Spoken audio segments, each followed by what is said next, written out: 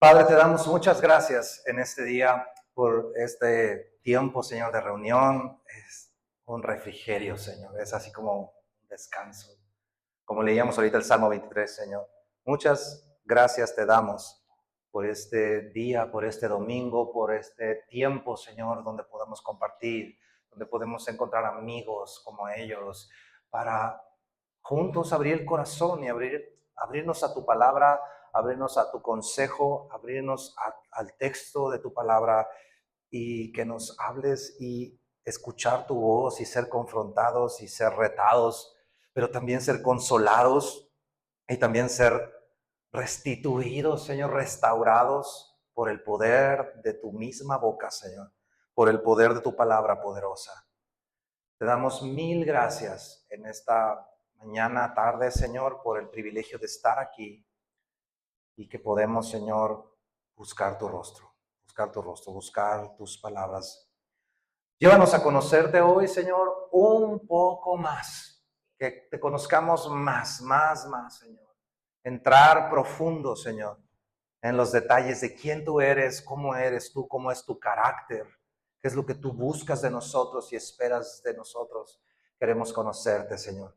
Muchas gracias te damos en este día, Señor. Ayúdanos a entender tus palabras, a escuchar tus mandamientos, a escuchar tu consejo y seguirlo, Señor. Guardarlo, no ser un oidor olvidadizo, sino verdaderamente un hacedor de tu palabra. Gracias, Señor, en el nombre de Jesús.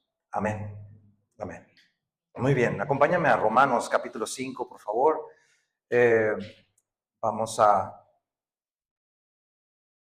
retomar el capítulo 5 en el versículo 12.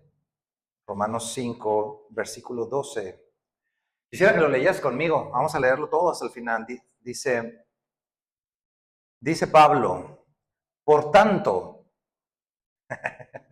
¿cómo conecta Pablo una cosa con la otra, no?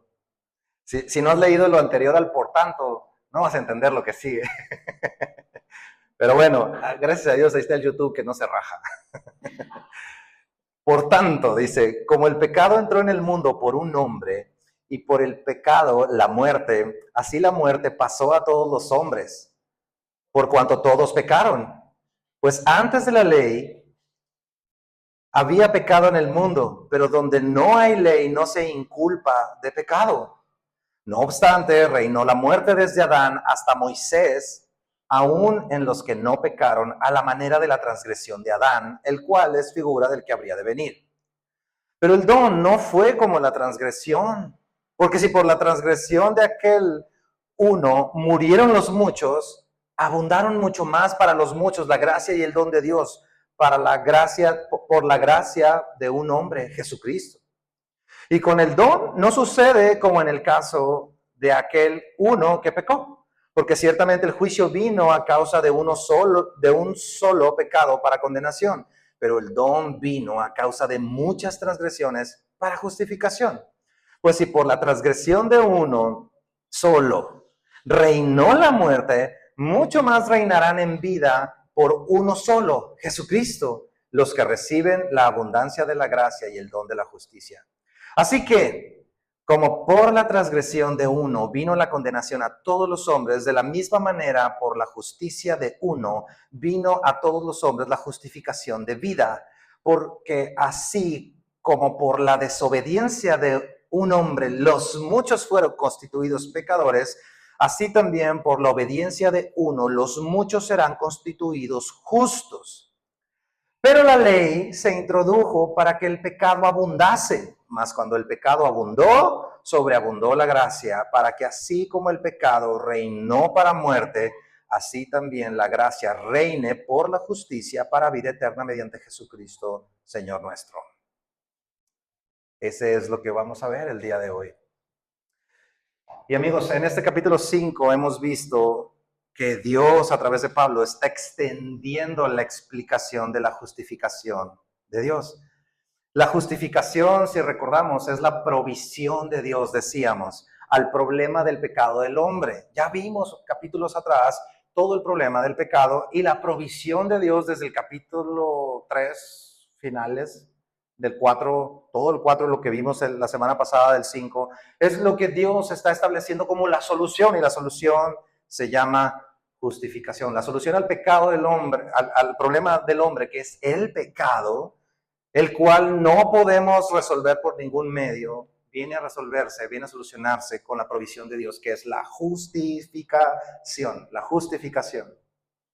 Y yo tengo una pregunta, ya nos quedó claro, por ahí puse un mensaje que me dice Vanessa, no te entendí.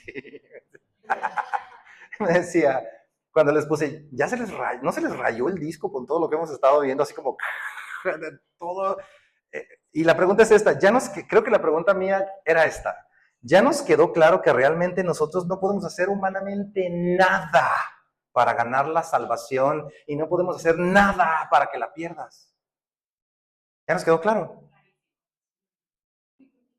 Si yo hoy te pregunto y te digo, si Dios no quiera, ¿no? Pero bueno, es su voluntad. Si el día de hoy te petateas, ¿a dónde vas? ¿Al cielo o al infierno?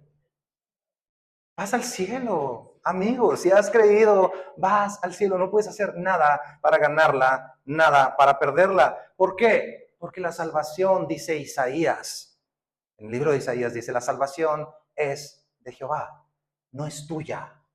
Tú no la puedes ganar, tú no la pierdes, no es tuya. El Señor te la otorga.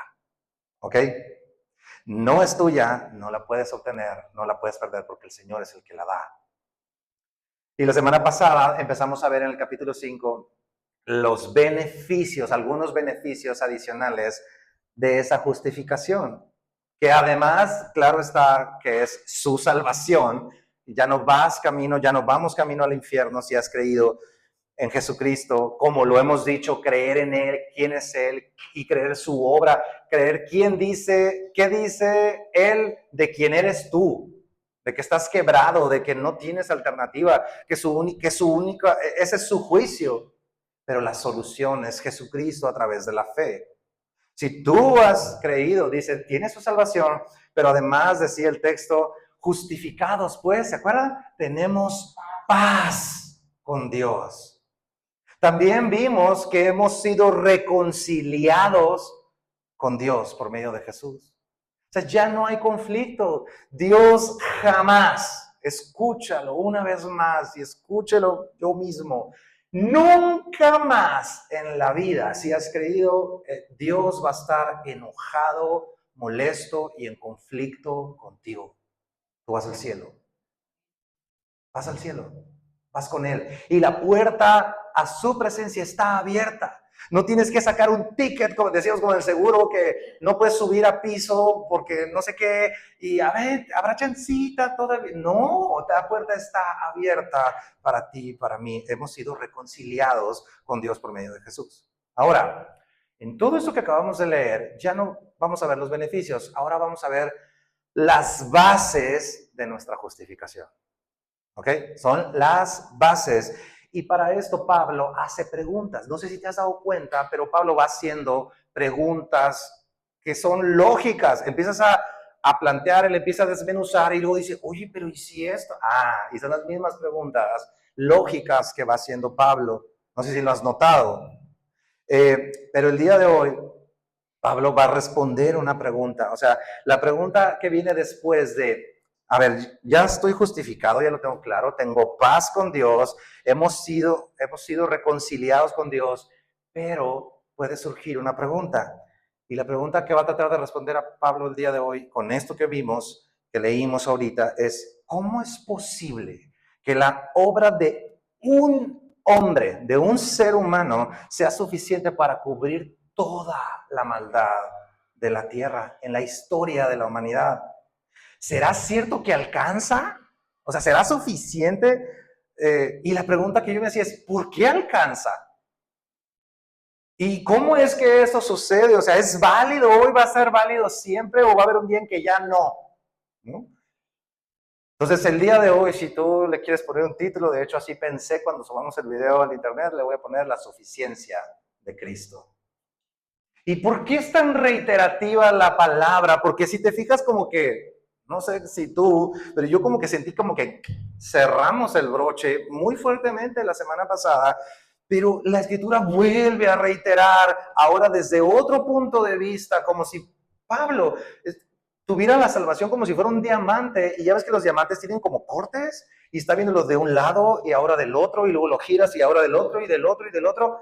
Pero ¿por qué es tan reiterativo el Señor a través de su palabra aquí en Romanos? ¿Sabes por qué creo? Porque es bien fácil para ti, para mí, tratar de pretender de complementar lo que Cristo hizo por ti y por mí.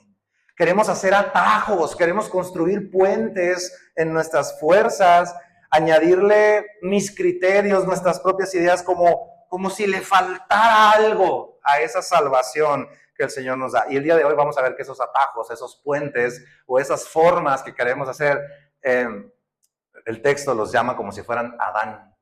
Ahorita lo vamos a ver. Pero la Escritura al final nos va a dejar bien en claro, nos deja bien en claro que el único camino al Padre es y se llama Jesucristo. Y no necesitamos nada adicional.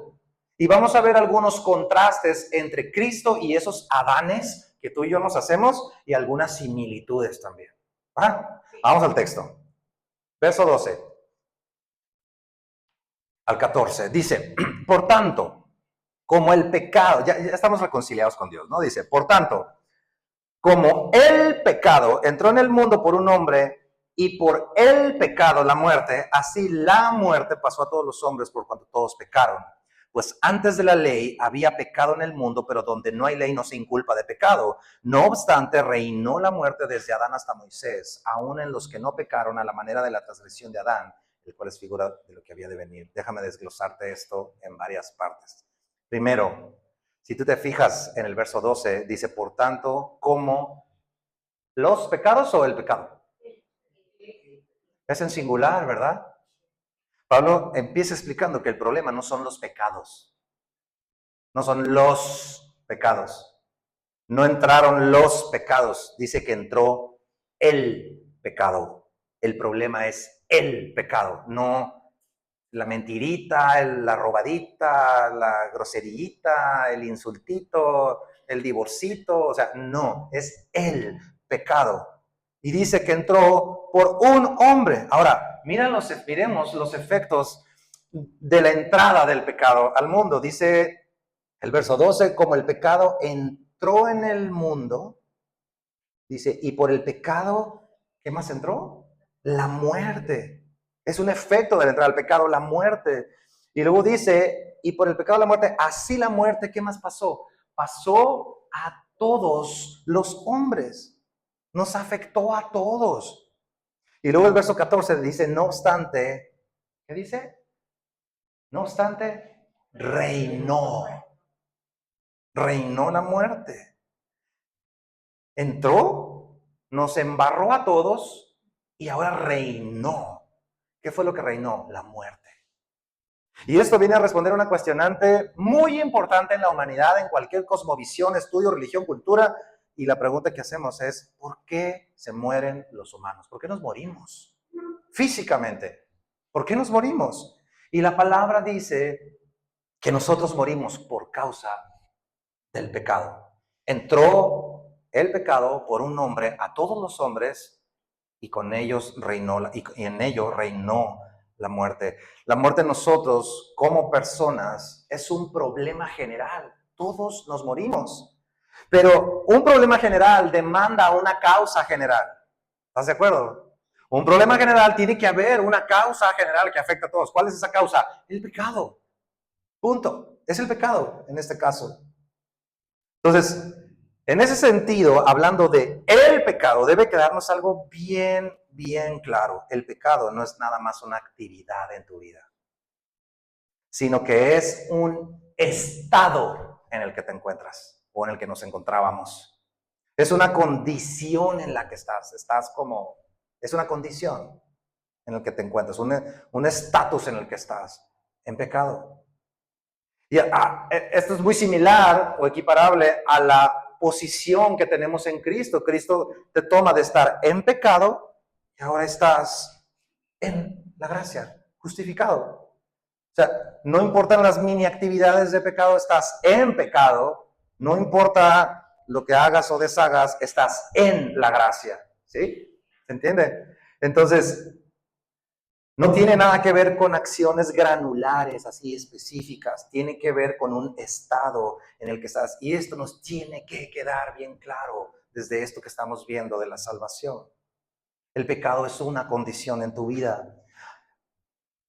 Le voy a dar la vuelta a lo que acabo de decir. Aun cuando tú no cometas ciertos pecados específicos, eres pecador. ¿Sí? El verso 14 dice, no obstante, reinó la muerte desde Adán hasta Moisés.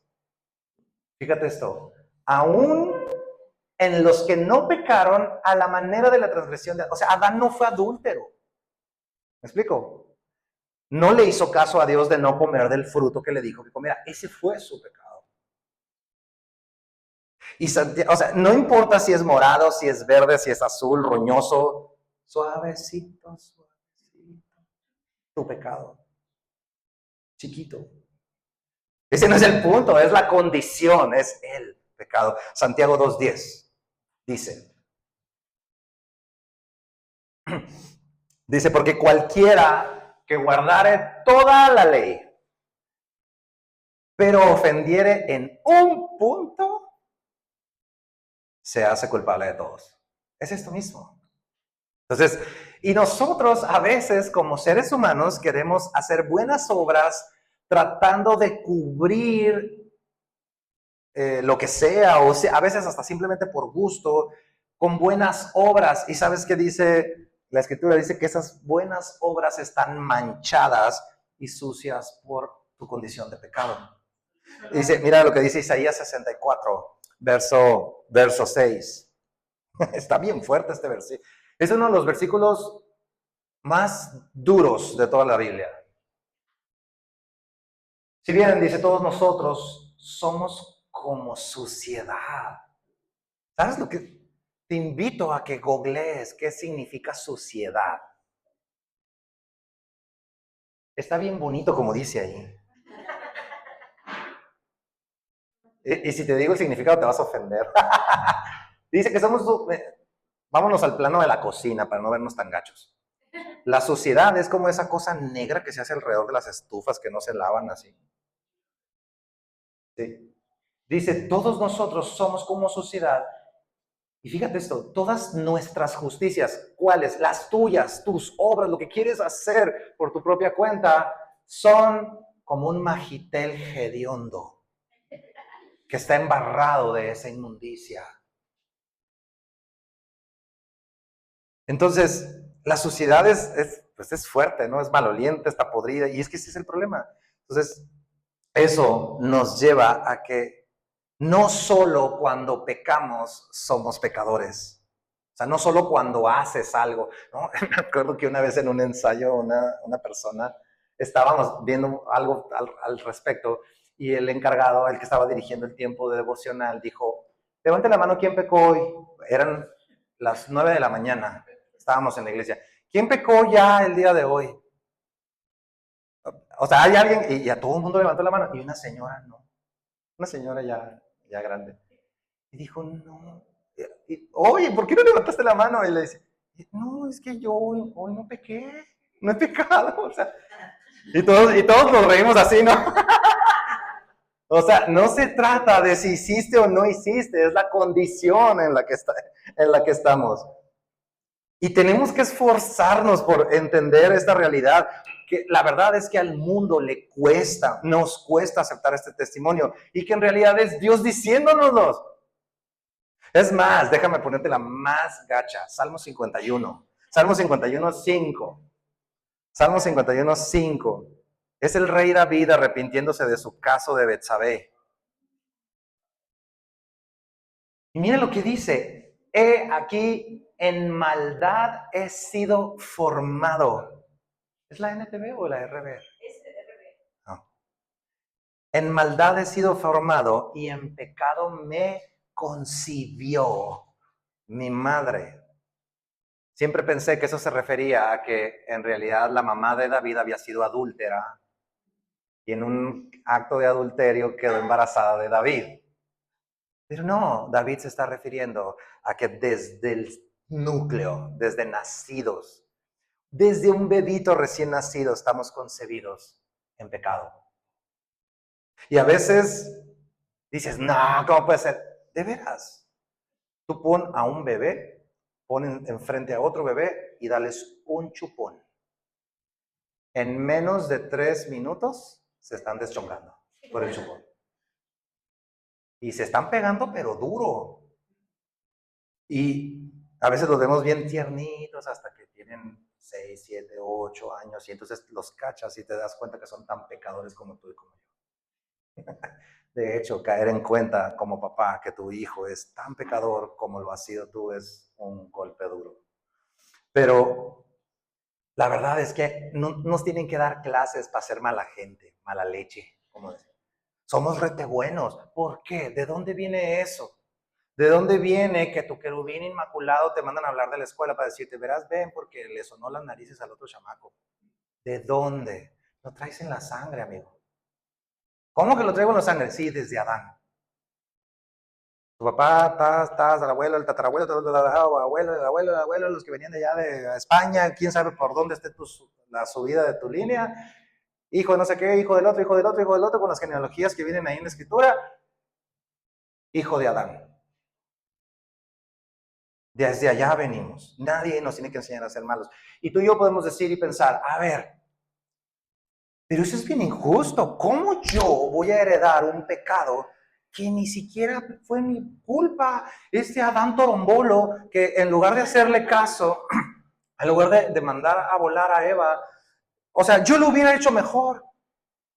Verás, vamos al Edén, que Dios me diga que no coma de ese árbol, me voy a aguantar. Pero déjame decirte una cosa, muchas veces esa postura es por nuestra cultura individual, egocéntrica. Había una canción que una vez trabajamos en una obra de niños y los angelitos cantaban y decían, yo primero, todo el mundo quiere ser el principal, yo lo mío, yo primero.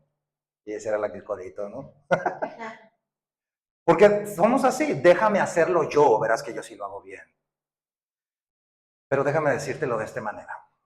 A ver, Adán es el mejor representante de la humanidad en aquel momento de Adán. Tú y yo no estábamos ahí. Era lo mejor que había para ese momento.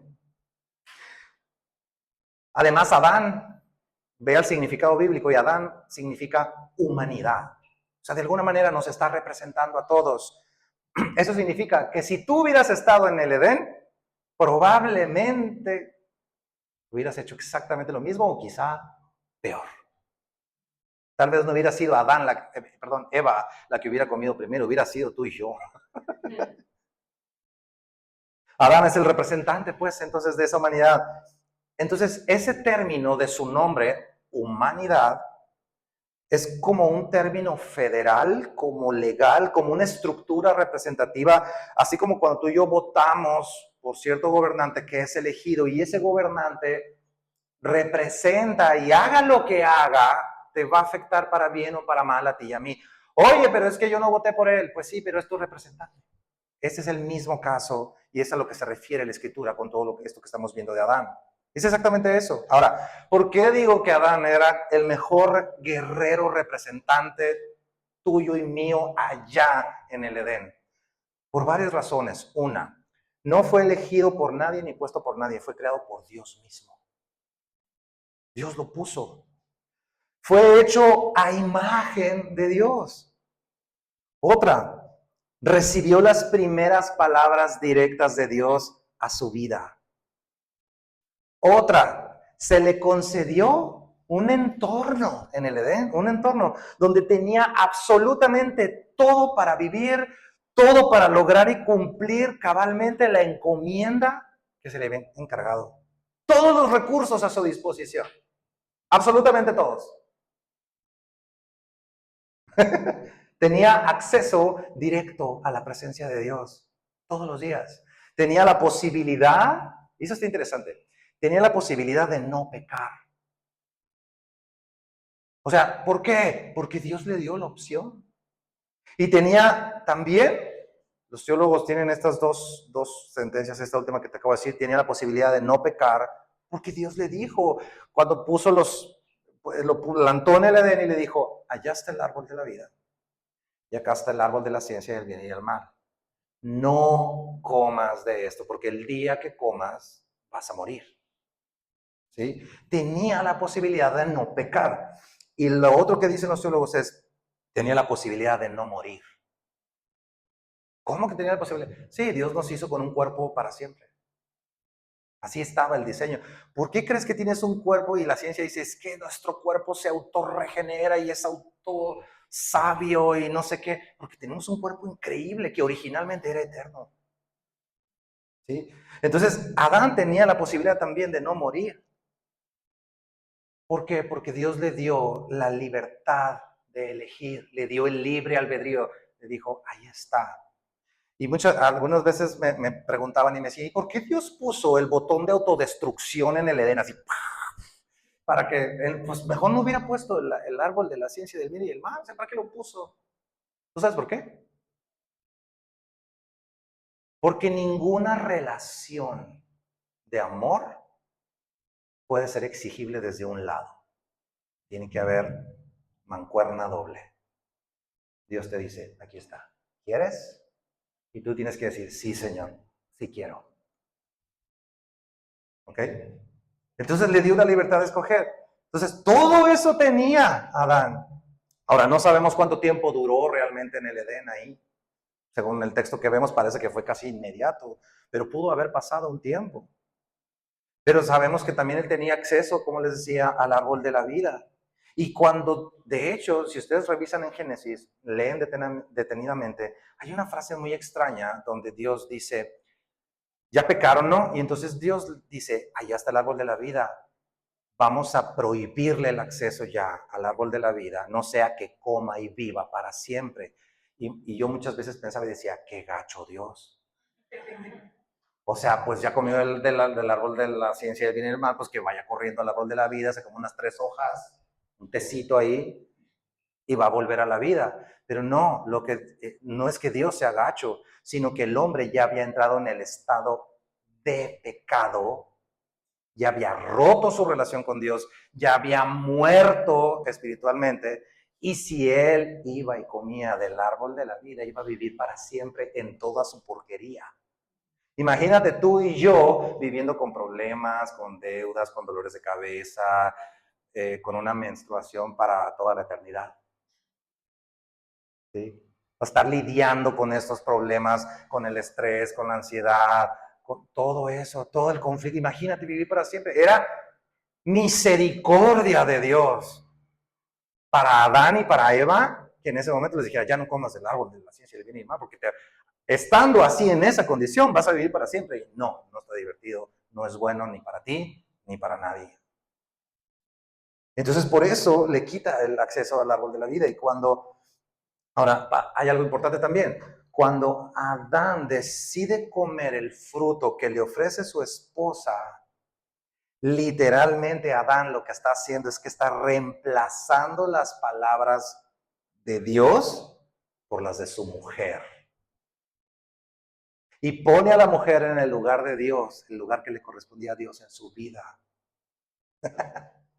en su corazón. Porque decidió hacerle más caso a la invitación de su esposa que a lo que Dios le había dicho, diciéndole, no comas. Y es bien interesante que Dios le atribuye el pecado a Adán, no a Eva. Oye, pero si la que comió primero fue Eva, pero el responsable era Adán. ¿Por qué Adán? Porque él debía cuidar, él era el que tenía la misión, él era el que tenía la encomienda, tenía que guardar a su familia, en este caso a su esposa. Tenía que estar alerta, atento, ¿sí? Es como si Adán hubiera dicho románticamente, prefiero la muerte a tu lado que vivir una vida sin ti. ¿Me explico? Pero sabes, cada vez que tú y yo lloramos en un funeral, cada vez que te frustras contigo mismo porque te detestas, porque no eres la persona que quisieras ser, cada vez que alguien peca contra ti, te lastima y te lastima, cada vez que te duele algo en tu cuerpo, que ya no te puede doler la panza porque ya estás pensando en que vas a ir al seguro o al hospital y te van a mandar a hacer una tomografía y piensas 1000 y un cosas cada vez que pasas por esa frustración de un cuerpo que a través de los años cada vez se va lastimando más y más y más y se va deteriorando. Es fruto de esa decisión de haberle hecho caso más a su esposa que a Dios. Me acuerdo, esto me hizo pensar y recordar cuando Jesús llega con Lázaro, Marta y María, porque Lázaro había muerto. Y Jesús ve llorar a María y ve llorar a Marta por su hermano Lázaro. Y dice la Escritura que Jesús se quebranta y llora, como si Jesús dijera, no tenía que ser así esto. No tenía que ser así. Esa no era la idea desde el principio, ¿no? Entonces, cuando Adán decide comer, literalmente entró el reino de la muerte. Fíjate esto, el reino de la muerte entró por esa decisión. ¿Por qué? Porque en el caso de Adán, Eva fue engañada. ¿Sí? Eva fue engañada. De hecho, Dios enjuicia a la serpiente por engañar a la mujer. Eso me hace pensar que Satanás siempre va a ir por el eslabón más débil de tu familia.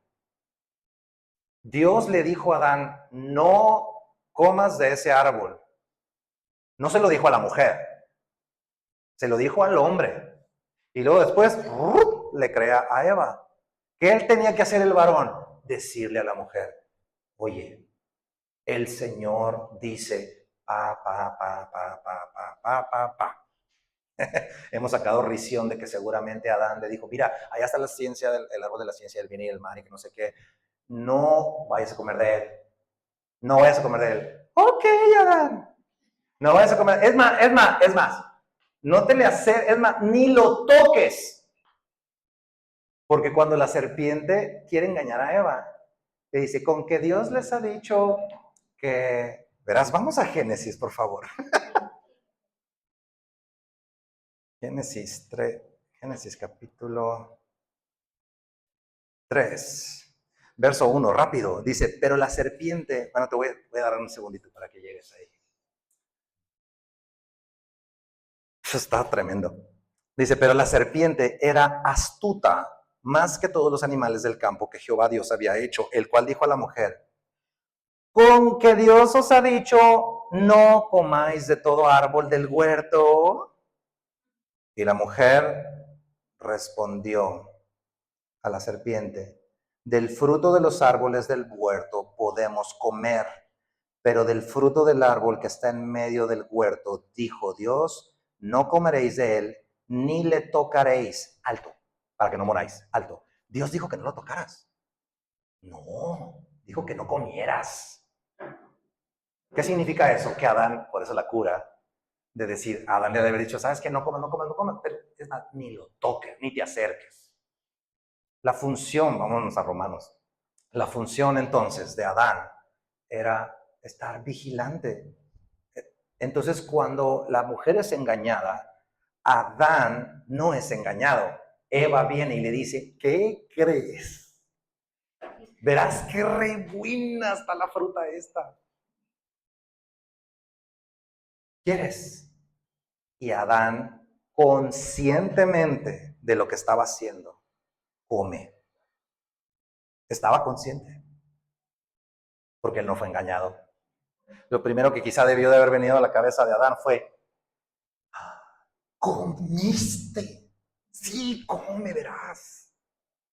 Pero él tenía toda la sentencia, tenía todas las condiciones, tenía todas las repercusiones.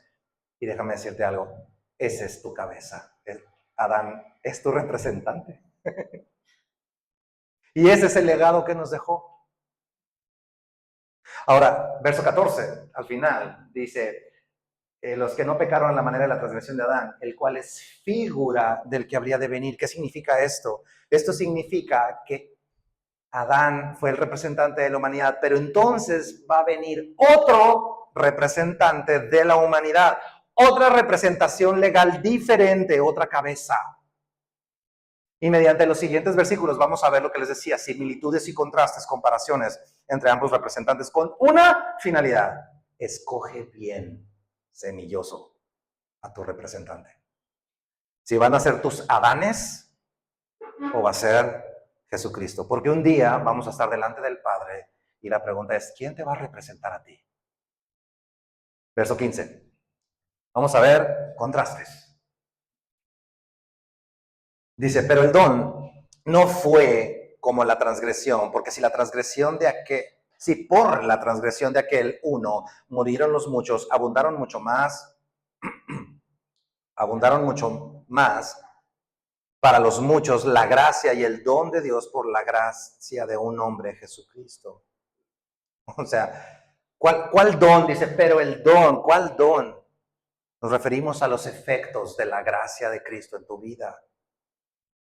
Y lo primero que hace Pablo es comparar los efectos de la caída del hombre y los efectos de la gracia de Cristo. Y lo que el Señor nos está diciendo aquí es que los efectos de la gracia, el don de la gracia, rebasa por mucho los efectos del pecado en la humanidad. ¿Qué significa esto? Que rebase por mucho. O sea, cuando tú y yo pecamos, nacimos en pecado y ni siquiera sabíamos y venimos a Cristo, lo que Cristo hace no es que como en la computadora le picas control Z y deshaces lo que acabas de echar a perder. Y deshace como que tu pecado y te deja en un estado original. O como cuando dicen que las computadoras, perdón, soy ingeniero de estas cosas, es como cuando reseteas la computadora, no funciona, la reseteas y pues ya así como que ya jala, ¿no? No es eso, no es así. Lo que hace Cristo es mucho, mucho, mucho más allá de simplemente darte una ayudadita. Dice que cuando tú y yo creemos, dice, las cosas viejas pasaron y todas en tu vida son hechas nuevas. Es una regeneración total. Es como si tienes un carro y vas y lo embarras ahí contra otro carro y lo chocas. Y Jesús no va, llegas al taller del maestro, vengo, ¿no? Y llegas con el carro y lo metes y pues ya, mira lo que le hice al carro que me diste. Y que Jesús va a llegar y le va a dar una carro. O sea, ahí está, mijito, síguele. No, Jesucristo lo que hace es que llegas con él a ese tallercito y te dice, dame ese carro feo. Y lo mete en la cosa esa que compacta los carros. Y agarra las llaves y te dice, toma, aquí está un carro nuevo, mucho mejor, de alta eficiencia, híbrido, eléctrico y de gasolina, con placas permanentes, con gasolina gratis para siempre y los mantenimientos pagados hasta que se acabe el tiempo. Eso es lo que hace Jesucristo. No llega y te da una manita de gato, una shineada, no te hace polish a tu vida, te da un coche nuevo. Y Cristo, eso es lo que hace, nos da un nuevo corazón, nos da una nueva vida, una esperanza y un día, todavía un día más allá de este mundo, dice que veremos tierra nueva, cielos nuevos. Imagínate eso, es mucho más, es mucho más. Verso 16 de Romanos dice, y con el don no sucede como en el caso de aquel uno que pecó, porque ciertamente el juicio vino a causa de un solo pecado para condenación, pero el don vino por causa de muchas transgresiones para su justificación. Aquí está viendo un contraste entre las motivaciones que tuvo Adán versus las motivaciones de Cristo. ¿En qué sentido? Pues el texto lo que nos está diciendo, dice, y con el don no sucede como en el caso de aquel uno que pecó, porque ciertamente el juicio vino a causa de un solo pecado. O sea, Adán pecó, se movió basado en su egoísmo personal. Lo que les decía ahorita, para él fue consciente el hecho. Nos entregó a la muerte a pesar de las consecuencias, a pesar de que no solo le iban a tocar a él, sino que de ahí en adelante la descendencia, los hijos de los hijos de los hijos de los hijos de los hijos de los hijos, hasta siempre íbamos a cargar con esa responsabilidad. Pero fíjate lo que hizo Cristo. Dice, pero el don de Cristo vino a causa de muchas transgresiones para justificación. En el caso de Jesucristo, en contraste con lo que hizo Adán, Jesucristo fue motivado a Él mismo en Trinidad a venir por amor a nosotros, a sufrir lo que no le correspondía sufrir para pagar las muchas transgresiones tuyas y mías. O sea, nos amó a pesar de las consecuencias. ¿Te acuerdas de Getsemaní? Grandes gotas como de sangre, a pesar del sufrimiento, a pesar del dolor, a pesar del tremendo proceso del Calvario, nos amó a pesar de las consecuencias. Ese es el contraste. Y paréntesis, pregunta importantísima, otra vez, ¿cuándo te amó Dios a ti? ¿En qué momento te amó Dios? ¿Sabes cuándo? Cuando estabas en tu peor momento de la vida. Cuando has estado allá, en lo peor, en el fondo. ¿No te amó cuando decides volver? Dice la Escritura, aún estando en nuestros delitos y pecados, Él nos amó. O sea, tú y yo no buscábamos a Dios. No lo buscábamos, andábamos. Decíamos como el que va arrastrando la fascia del carro en el bulevar. Había un rayadero en la calle, pero va bien a gusto con el aire hasta arriba, vidrios polarizados y toda la música, todo lo que da, hasta que le hace señas, uy, traes un relajo. Ah, de veras.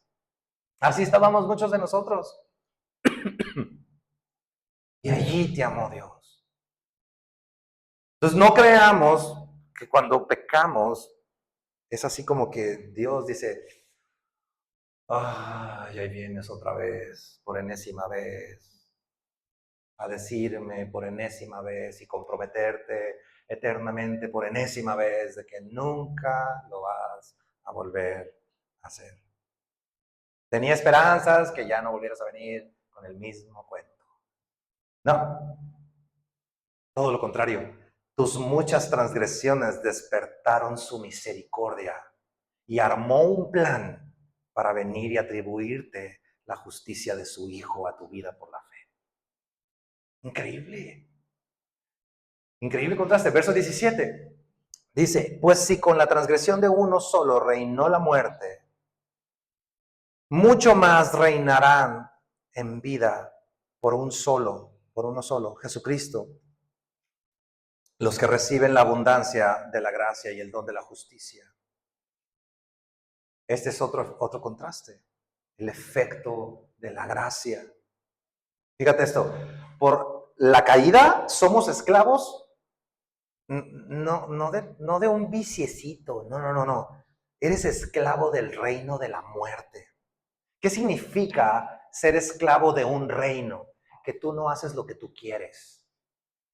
No tienes manera de hacer otra cosa que la que se te impone, porque es un reino. No, es que es como la gente que dice, no, yo puedo dejar la pornografía así mañana, o el cigarro. Sí, cómo no. Es esclavitud. Pero en contraste, los que recibimos su abundancia de gracia y justicia, ahora somos pasados puestos aparte en el reino de la gracia de Cristo. Me gusta mucho cuando Juan Luis Guerra dice en sus conciertos abiertos, y dice, quiero ahora empezar a cantar canciones porque yo formo parte de un club. Me encanta eso. Se llama el Club de la Gracia. Y ya empieza a decir, y luego ya canta sus canciones de su colección cristiana, como dice él. ¿Qué significa esto? Que ahora estamos acá en otro lado, somos trasladados. Y somos parte lleno de un reino de muerte y de esclavitud, sino de libertad y de gracia. Meditaba en esto y le decía a mi esposa, imagínate que es como si tú hubieras estado amarrado en el mercado más horrendo que tengas dibujado en tu mente. Mercado de esos de comida y que es un mosquero y el agua negra tirada por todos lados y así como que, y ahí friendo así unas garnachas en un aceite negro, así como la camisa esta. Y ya no sabes, y dice, pero es como si estuvieras esclavizado ahí, metido en un callejón ahí, y la comida que comes es esa. Y ese es tu mundo, tu día, tu mañana y tu noche, tu tarde y tu noche. Pero un día llegan, te rompen esa esclavitud, te sacan y como al hijo pródigo, lo bañan, te ponen vestidos reales, te ponen anillo de hijo de rey, y el padre te dice, siéntate a la mesa, ahora vas a saber lo que es comer comida buena. Y empiezas a comer así bien healthy, todos los nutrientes, comida orgánica, etcétera, etcétera. Y de repente te miras al espejo y los granos que tenías se te empiezan a desaparecer y tus uñas se componen y tu cuerpo se compone y toda tu salud se restaura. Y un día decides salir de paseo y puedes, mientras vas caminando, pasas por el mercado y ves la porquería que hay ahí. Y te metes al mercado y ves todo lo que está ahí y dices, esto es lo que yo comía. ¿Puedes sentarte a comer? Sí, sí puedes. Claro que puedes. Es como si vas al mercado. A ver, con tu anillo y tu ropaje real, te sientes, puedes comer. ¿Te conviene? No te conviene, porque si comes, hasta te vas a ver raro y te va a dar una diarrea. Una gastroenteritis terrible. Pero dejas de ser hijo. No, no dejas, porque tú ya estás, tú ya perteneces, estás en otro reino. Es la enorme diferencia de estar en Adán sin Cristo a estar en Cristo. Pasamos de ser esclavos de la muerte a ser príncipes del Rey de Reyes. ¿Sabes por qué gusta tanto esta historia en Hollywood, Netflix y todo eso? Porque es la clásica historia del mendigo a rey. Ejemplos, la Cenicienta, el Rey León, comiendo gusanos de porquería, siendo rey. El príncipe y el mendigo, Aladino y la lámpara maravillosa. Rosa salvaje, también tengo de esas. Marimar, de mendigo a príncipe. ¿Y sabes por qué por qué pegan tantas esas historias? Porque es nuestra realidad. Es nuestra realidad. Es el deseo más profundo que tiene todo ser humano. ¿A poco no? Y sabes, es la historia de la redención. Y Cristo la hizo posible para ti. Para que ya no seas un mendigo, ni un mendigo. Y reinaremos, claro que reinaremos. Apocalipsis 5, no te voy a llevar para allá. Pero en Apocalipsis 5 se narra ese momento. Va a haber un día en que Dios le va a poner un stop a la humanidad. ¿Sí va a haber un día? Sí. Sí va a haber un día en el que Dios va a decir, a ver, corte, vamos a cerrar el negocio, el changarro ya. Vamos a sacar cuentas.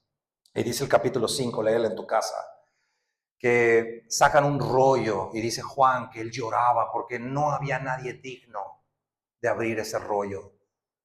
Hasta que llegó un ángel y le dijo, tranquilo Juan, sí hay alguien digno. Y dice que salió un hombre como un cordero inmolado, ¿sí? Y dice que sale y él es como el león, ese es el león de la tribu de Judá, y él sí puede. Y entonces dice que están los redimidos delante del cordero y empiezan a cantar una canción que dice, digno es el cordero de Dios, digno es el cordero de Dios, que puede abrir ese rollo, que ha escogido a un pueblo de toda lengua, tribu y nación, para hacerse un pueblo escogido de reyes y sacerdotes, y reinaremos por siempre sobre la tierra. Reinaremos con él. Entonces, no se comparan los efectos de todo lo que hizo Adán con los efectos y los beneficios de la gracia de Cristo. Ahora vamos a ver algunas similitudes de esos Adanes o de este Adán con Cristo. Verso 18.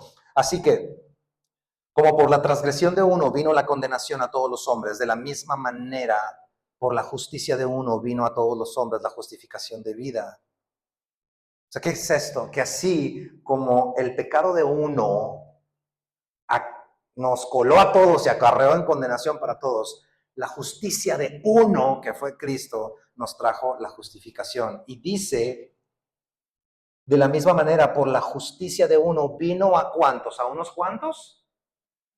vino a todos los hombres. Y aquí quiero darte ojo, alerta de dos corrientes cristianoides que andan por ahí. La primera se le llama universalismo. ¿Qué significa esa? Es la que dice que todos, automáticamente, todos somos justificados. La manera más social y coloquial en la que se dice esto es que todos somos hijos de Dios.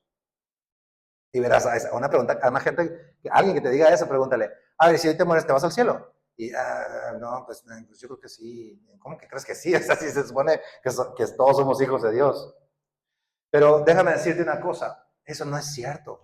No todos universalmente, automáticamente somos justificados. Es decir, no, pues como Cristo murió por todos, pues todos. Pero no, acabamos de leer que a los que reciben, verso 17 dice, los que reciben la abundancia de la gracia y del don de la justicia.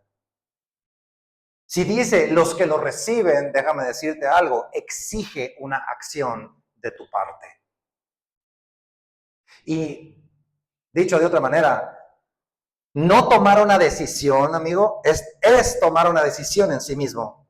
Entonces, no digas luego, ay, más, cuando sea más grande. No, en Eclesiastés dice, acuérdate de tu Creador en los días de tu juventud, antes de que vengan los días malos en los que digas, no tengo en ellos contentamiento.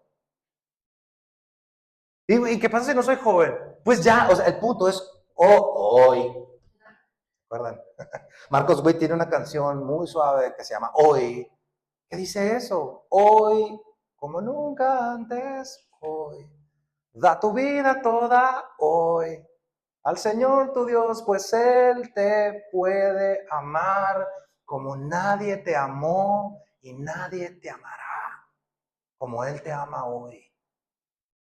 Entonces no dejes pasar un solo día, que no se te vaya un día más. La segunda cosa que pasa con esto de que su justicia nos trajo su obra, perdón, nos trajo justificación de vida, es lo que se conoce como la expiación limitada, que es que Jesús no pagó por todos, solo murió por los que habían de creer.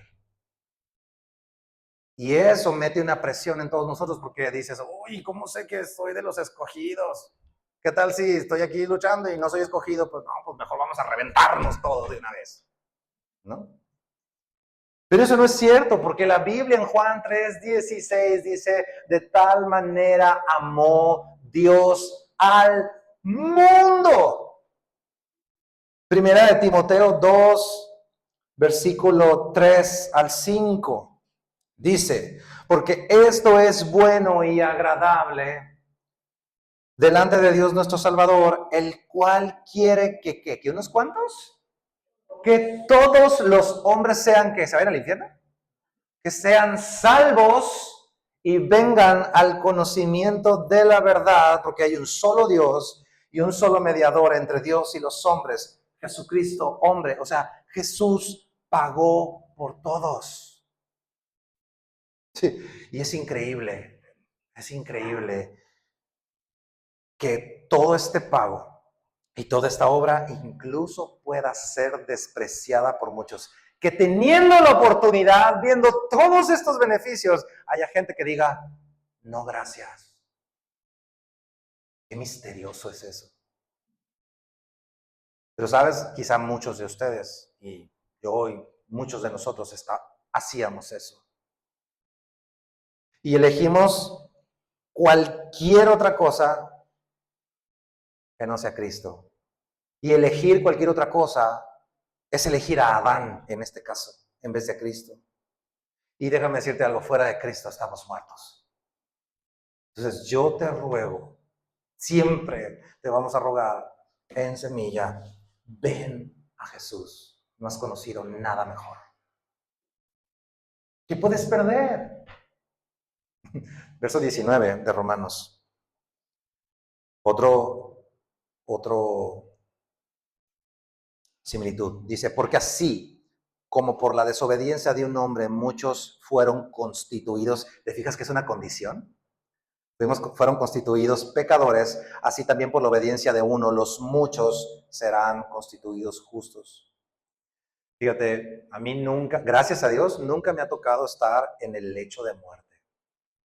Nunca he probado la amargura hasta el día de hoy de estar a los últimos segundos del latido del corazón. No me ha tocado.